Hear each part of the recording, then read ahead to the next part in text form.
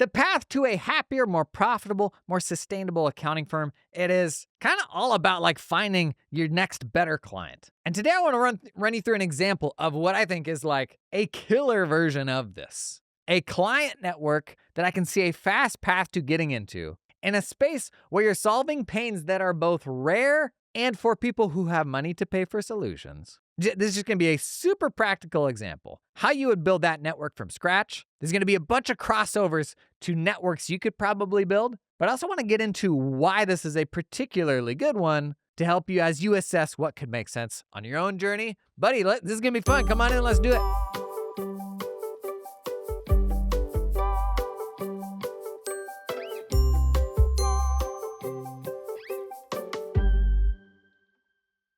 I don't even want to say the word because it's a very divisive word. Some folks don't like it. I'm going to say it, the word niche. Whether you're a believer in niching down or not, ultimately the path to finding a client who will pay you more is that client feels the pains you solve more acutely. So they're happy to pay for it, right? Like the folks that complain about what they pay you right now are the people who won't open your emails. Those aren't generally bad people. It's simply that the things you're doing for them aren't all that painful for them. So what we're looking for is clients who are just like paralyzed, like the lightning bolts in the side.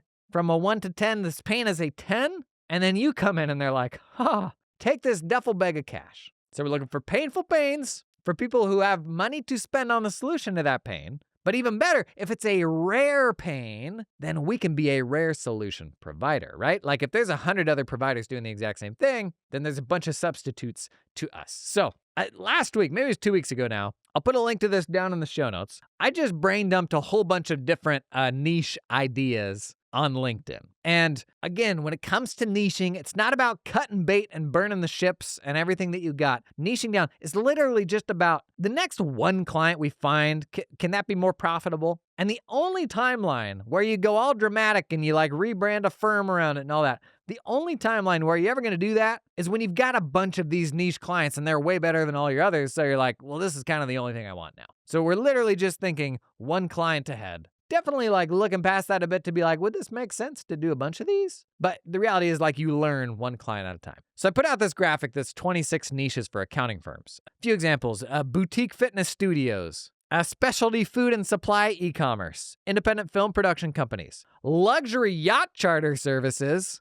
I mean, there's so many examples of that where it's like, well, of course, I guess somebody does that stuff, right?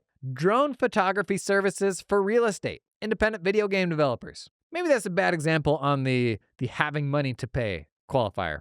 Custom tiny home builders. This is what I love about running an accounting firm these days is pre-internet. How in the world would you have ever found those people? Now with the internet, all you got to do is go out and talk about these things every single day and those people find you. You combine that with like going out to a couple trade conferences and you can so quickly become the guru because all of these people, they work with generalist accounting firms and are so annoyed about that they don't speak their language. And so as soon as they see someone who's like, oh no, I'm an expert in this, honestly, whether they are or not, they're like, sweet, finally an accountant that gets it, understands what I do. Even if all the stuff behind the scenes is the same, you can speak their language, they get excited about that. So an example, like the niche I want to talk about today, and specifically why I think it's a great niche you're considering. It is not even slightly sexy. It is medical device repair shops. And if you're on my newsletter, by the way, if you're not on my newsletter and you're listening to this, what the H, man? There's a link in the show notes. Get on my newsletter. I share like kind of the best, most can't miss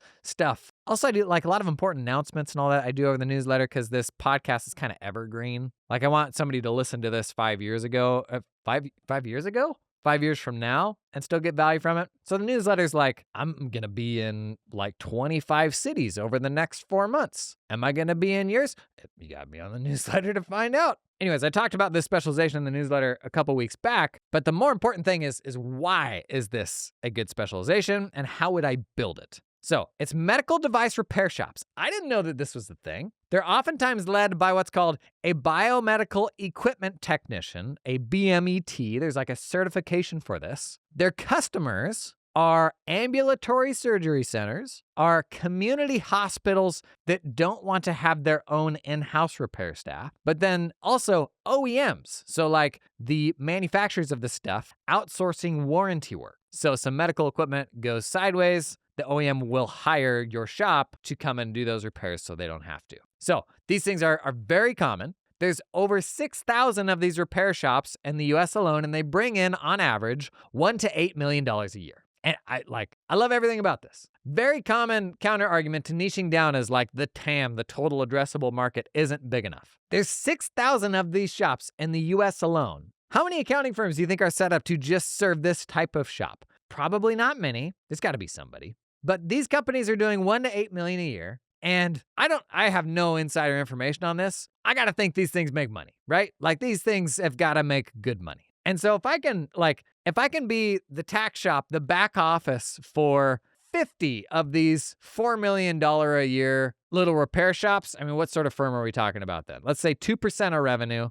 That's $80,000 a year per client. If I'm running full back office, like accounting department in a box for a company like this can swing one way or the other depending on the type of business. But I'm generally looking at like 2% of revenue. So that's a $6,000 to $7,000 a month engagement. I frame this to that company as that's a mid-level accounting hire. And you're getting access to all of my team's expertise, and we're doing your tax and all this other stuff. That is a great investment for them. But if I can get 50 of these clients on board, that's a $4 million niche practice serving 50 clients, doing back office stuff for very, very similar businesses. That's a killer firm, gang. And for all the concerns we have about niching down, and what if I get bored of this? You know what sort of multiple a $4 million niche firm set up on recurring revenue serving a specific niche, you know what sort of multiple that can trade at?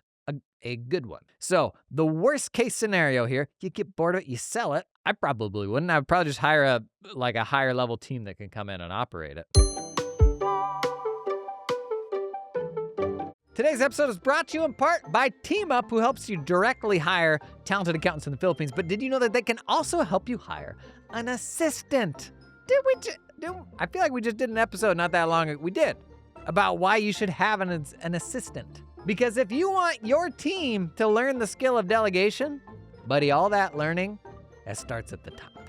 And I know, I'm not the type of person that needs an assistant, like it's like giving up. Gang, here's the thing. You're gonna get stuff thrown at you every single day that is below you, that is beneath you. An assistant, they can help with that. And the assistant can even help facilitate like getting some of those things to the right members of your team. This is ultimately an opportunity for you to drop the low-value stuff that you're doing to upskill other folks for whom those same tasks are actually an opportunity. Now, if you want to hire an EA in the Philippines, I'll give you the salary range, what this usually looks like. 1 to 3 years experience working with U.S. companies, they're usually going to come in between $1,100 and $1,200 a month. That is USD full-time. 3 to 5 years experience between $1,200 and $1,400 USD, and 5+ years between $1,400 and $1,600 USD. Buddy, they're out there, and they're good, and they make a difference. I got an assistant. I'm not ashamed to say it, and I think you should too. To learn more about TeamUp, check out the link down in the show notes. Today's episode is sponsored in part by Client Hub, the practice management system that delivers wow seasons year-round. Not busy seasons. Seasons that will dazzle your clients for 2 reasons. 1, Client Hub is drop-dead simple, man. If you're too tired of a practice management system that just feels like you got to have a PhD in learning something new, Client Hub, you hop in, the vibes are great. It just all makes sense. But 2, remember there's a second reason? Client Hub offers a game-changing client experience. That is, you can actually get clients to like collaborate with you and be helpful on the platform because the portal wasn't this like afterthought bolt-on. Now, very cool recent development in Client Hub. Magic Books Review. Twinkle sounds. So Client Hub syncs in the transactions from your QuickBooks file. You can run an AI analysis on it, like from inside of Client Hub. It'll highlight any potential issues. You can mark like on the balance sheet and the P&L, you mark each account one by one, whether or not it's been reviewed. But if you want to troubleshoot, it'll pull you straight back into QuickBooks, so you don't have to learn like a whole new troubleshooting tool if you'd rather sort that stuff out in QuickBooks. Other cool stuff it'll identify automatically: expense inconsistencies, purchases without a payee, purchases in parent accounts. Why can we not disable that in QuickBooks?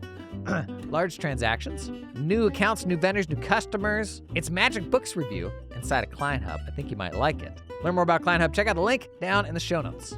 So a lot of very obvious reasons on the surface why I like it. But let's go a little bit deeper. Talk about how to find these people. I'm going to look in 3 different places. One, I'm going to look in associations. So this industry that they have a certification. So there's all sorts of associations supporting these types of businesses. I'm going to look at events, and I'm going to look at software companies serving this. So let's start with associations. The fastest way to look reputable from the outside is by association with something that is reputable. So you have an association, AMDSO. It is an association just for equipment services and repair professionals. You have the College of BMET. This is the largest certification program for BMETs, the folks who are generally the ones that run these businesses. So you've got a college that does all sorts of events and that partnerships and all these things. But then almost every state in the U.S. has its own BMET society. It's not unlike CPAdom and everybody having their own state society of CPAs. It's the same thing here, which means you have kind of a bottomless source of bodies you can go out and do partnerships with. Now, events. If you go down to the state level, there's tons of events, but the big national events, it's called MD Expo. This is kind of the biggest one for BMET folks, but there's also a couple other types of adjacent things that are there as well. I found another one, the AAMI Exchange, that includes a BMET career fair where these repair shops will rock up and try to hire people into their repair shops. And so that seems like a great place to try to be hanging out. And then there's all sorts of mixers, which are like mini expos that are run all over the country for basically field techs. Most of these repair shops start as just a single BMET person running around doing everything themselves. All their parts are in the trunk of their car. Over time, they build out more of a team, as evidenced by the average shop doing $1 to $8 million a year. So that's associations and events, and this was found just with some very quick Googling. Last, software, and I love buddying up with software companies. In fact, it was maybe last week or the week before we talked about what are some hacks to get in front of specific types of clients. I love going and helping out software companies at trade shows because they will give you a ticket. They'll get you in the door for free. You'll spend a bunch of time with the software people, which will probably open up partnership opportunities down the road. But then you're literally there hanging out, talking with your kind of ideal client because you're there at the conference. Anyways, a few actual pieces of software that are specifically for these repair shops. One's called ServiceMax. It is for field management with shops with more than 25 techs. FieldPoint is another with shops with 10 to 40 techs. And then Blue Folder is a budget option for shops with less than 15 techs. And this is almost like an embarrassment of riches here. And this is where one area where if there were a number of people in this space already, I would probably try to specialize with a specific software vertical. I would say I was the go-to for FieldPoint or Blue Folder or something like that and do just a bunch of work with them. Because I get the impression there's not a ton of accountants operating in this space, you can probably work with all of these people. And I mean, the awesome thing and the funny thing about budgets and big company budgets is that it's literally these people's jobs in these companies to spend these budgets. And all you got to do is convince them that you are the best place to spend that. And so that could be writing guest posts, going on their webinars, them having you out to the conferences, them sponsoring maybe an event that you want to run. Just think about how much money these companies spend to try to get in front of the folks that you want to get in front of every single quarter and figure out how do we piggyback that, right? How do we come along for the ride?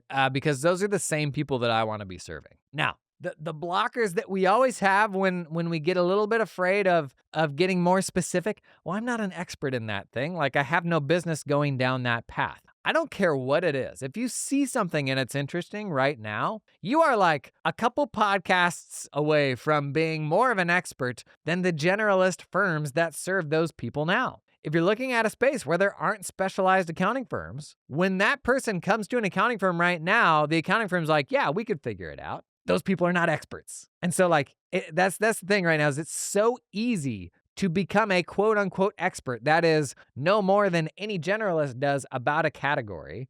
Go to a trade show, listen to a couple podcasts, and you're there. You can speak the language. You know it better than the generalist accountants do. So it's not a very high bar to become a quote unquote expert. And it's just like anything else. You become an expert by doing more of it. The fear of a specialization getting wiped out, like that's always another common one. People like to point to restaurants. Well, they used to just work with restaurants, but then when COVID happened, that really put them in a tough spot. Take it from me as somebody that worked with dentists, and all dental clinics got shut down overnight, and I was billing percentage of revenue, or in their case, percentage of collections. I know what that feels like. Now, it didn't last as long for dentists as it did for restaurants, but restaurants have bounced back. And even if you're looking at a category that does go completely under, which is very unlikely, what I always come back to is just the act of specializing and the act of niching down makes you aware of so much more that you wouldn't have otherwise been aware of. So when I go to this trade show and I learn about these repair shops, I'm learning a ton about the entire ecosystem of everything going on here. And if something does happen with these repair shops overnight, I'm in a position where I understand actually a whole bunch of very nuanced, very rare pains that I wouldn't have understood otherwise had I not started down that path. And maybe the biggest thing here in general is just you investing in yourself, the skill of learning to specialize. Because it's not something that you're just going to do once in your life. You probably will get bored and you'll probably go explore something else. Like, this is just part of doing business. Like, this is part of finding better clients, is always going after specific pains and trying to find the one that kind of hits the Venn diagram of something that you enjoy and can be energized by and is very painful, and the folks have money to pay for those solutions. So think of it as like an investment in yourself and just your business skills to know that this isn't just the best way to build an accounting firm. It's the best way to run any type of business. Like, every business has this conversation of how specialized do you get? And there's always the folks that are like, no, that's too risky. Or the fact that they can run a business without specializing is an argument for not specializing. It's like, no, that's just a more optimized, more profitable way to run the same business. And you will still have people that do really good versions of it and really bad versions of it, just like any form of running that business. But the people that you want to listen to are the people who have done it, the people who have specialized. And the reason that I've gotten more convicted about this is the number of people I talk to who have, which admittedly is a small percentage of firms, but the people who have are like, yeah, no,